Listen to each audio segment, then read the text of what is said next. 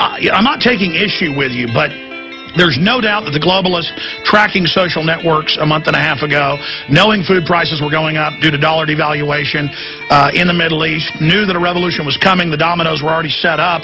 They tried to trigger it, sending in al-Baradi a few weeks before it began. There's no doubt the West wants to overthrow Gaddafi. There's no doubt that the rebellion is real, but I'm worried about the overall aftershocks of this. But you're saying you have confidence, Max Keiser, that this is real, this is organic.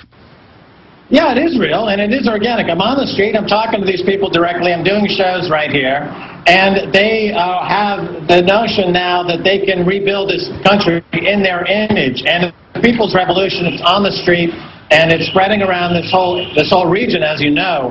And what's beautiful about the social networking sites is part of the info wars, as you know. What's beautiful about it, as I said, there's no leader to attack, so it's widespread, it's decentralized, and the idea itself is bigger than any leader. And so this is happening, it's gathering speed. And the people, as I said, it's like two ships passing in the night. When I'm here in Egypt, there's a feeling of freedom and new freedom. And when I talk to people in America, it's a freedom of shutting down, heading into the prison state, heading into the gulag state. So it's a complete opposite feeling. Here it's genuine freedom. People really have a taste for it, and it's remarkable. So the people are genuinely angry, but there's not a clear leadership, and if the leadership doesn't deliver what the people want, the people now know the power they have. You're saying the momentum has shifted towards the independent person getting more freedom. Absolutely. The power has shifted. And exactly right. No matter what the current leadership in office suggests is what they want to do, the people are responding. For example, they tried to put in a new prime minister recently. Today he resigned because the people said, we don't want that guy. Now imagine if the people in America had the power to choose who was maybe going to run or not run the Federal Reserve Bank, for example. I mean, what a remarkable idea. Democracy, what a remarkable idea. People power. And the key to this whole technologically enabled, enhanced revolution. And of course, the government can't shut down the internet without shutting down the entire country. So they don't have that option. So they are beat.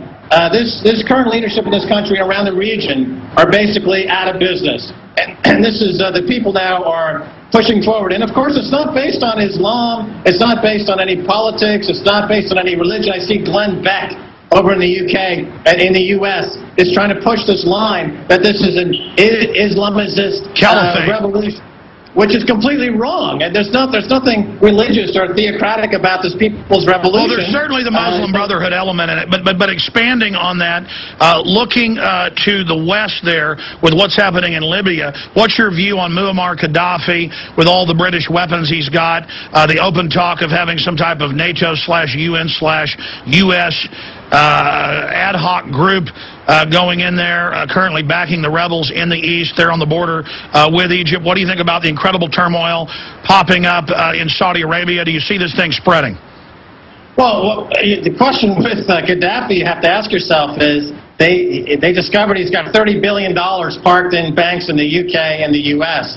Now, that money was parked after the Patriot Act was enacted, which supposedly put in rules in force that would prevent that kind of activity from happening. So did Goldman Sachs and JP Morgan give Gaddafi a waiver? Did the Federal Reserve and the Treasury Secretary Tim Geithner give Gaddafi a waiver? He didn't have to comply with the law? Why doesn't Gaddafi have to comply with the law and everyone else does have to comply with the law?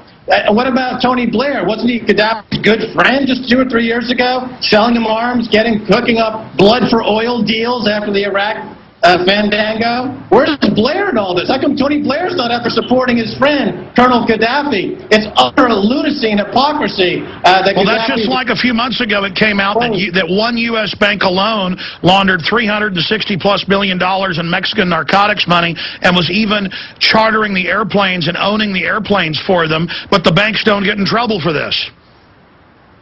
Exactly right. So the banks are on a two-speed economy and a two-speed politics, which is a kleptocracy, which is tyrannical, which is why Americans should be revolting, which is why there should be 1 million people crossing the Brooklyn Bridge and surrounding the Federal Reserve Bank in New York and demanding the current Fed head of the New York Fed comes out. That's right. People shouldn't. I mean, people always talk about marching. Washington's is where the castrated ceremonial puppets are. If people were really going to march, it'd be on the Federal Reserve Bank of New York.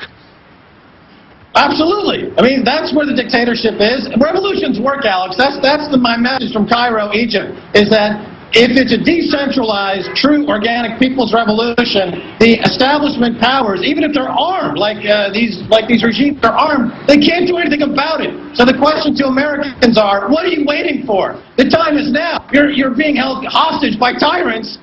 Why are you letting people in North Africa and the Middle East make you look like you like being in prison, that you like being ruled over by tyrants? What are you waiting for? Max, looking at other areas of the Middle East, the Saudi king pumping out $37 billion last week, millions more this week, tanks rolling around the streets there. What's the feeling on the street in Cairo? Is it that this revolution against the plutocrats and the corrupt royalty and the dictators is going to continue? Well, it's definitely spreading, outside of Saudi Arabia is Bahrain, and that has been very active. And Saudi Arabia is the kingpin in the region. There's 3 big players in the North Africa and the Middle East. It's Saudi Arabia, Israel, and the United States. And the Saudi Arabian unrest is percolating. The royal family is trying to buy off the people by increasing the amount of money they're giving them. We see this happening in other regimes as well. They're trying to buy the people off. But the people at this point, they're feeling that no amount of money can buy them off, because they want to feel something more than money. They want to feel integrity. They want to feel like their life is worth something. Well, that's the bigger issue, is that in these corrupt, swaggering police states, people are tired of the arrogance and the abuse of the security forces, and they always want it to go away. And no amount of money by these arrogant bureaucracies, whether it's here or in Saudi Arabia, is going to assuage the people's rage. No, and when Bush took office when he threw that election back in 2000 and again in 2004, he sent everybody in America a check for between $600 and $1,200. So he's mimicking these Middle East kings and rulers by giving the peasants a few dollars to shut them up. I mean, how outrageous is that? I mean, is that all a life in America is worth $600 from Bush, the royal monarch? I mean, give yourself some kind of self-respect. Max, what do you make of the Wall Street Journal coming out today and saying why the dollar's reign is near an end? The Chinese have come out today and saying by the end of this year they want all trade, all purchases of Chinese goods to be in their currency. Why are they doing this now, and how big is this?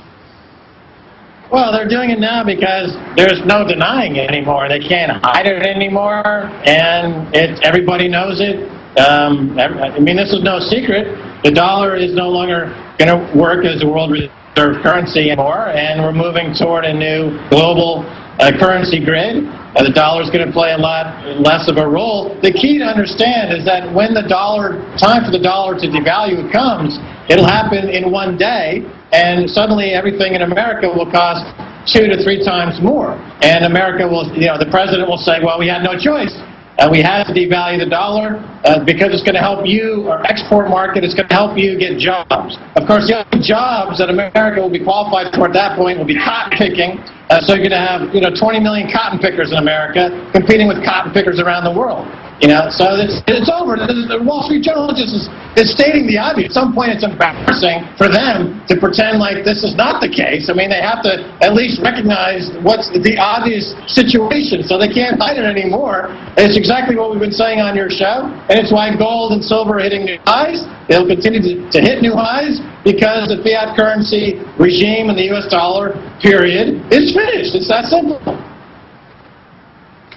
Max, but the question is, why have they gone from denying that this was a certainty mathematically with what they've done with the dollar globally to now saying, yes, it's coming? Well, I think that they're now preparing to set up the new banking facilities because, when the dollar crashes and it's replaced with another global currency of some type, an expanded special drawing rights, That's a huge piece of business for the banksters. They will have to convert U.S. dollars into SDRs, trade bonds based on that. Remember, before Davos, they said they needed to trade a $100 trillion new credit facility. That's huge fees for Morgan and Goldman Sachs for the banksters. So they're preparing for a huge piece of business, and their Christmas bonuses next year will be based on dismantling the dollar and rolling out the new currency. So I would anticipate that within the next 3 to 6 months, the Wall Street Journal will introduce America to the new currency, and how great it is, how everyone's going to love it. And by the way, the banks on Wall Street are going to make a huge killing in issuing bonds in this new currency, and everything's going to be created in this new currency, and it's going to be fantastic. Of course, what they won't mention is that it's going to lower the purchasing power of Americans by 50 to 60%, and America will officially be in the second world and making its way to the third world. Unless we finally kick the real government, it's illegitimate, but it's the government, this banking cartel, out of the country. I mean, it's either us or them. Well, Alex, okay, the bridge right behind me here in Cairo. 1 million people walked over that bridge 4 weeks ago and toppled their government without a single shot, without any guns, with nothing.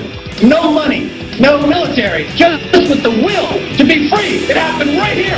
So you tell me there's a regime in America that's tyrants are ruling the country. What are you waiting for?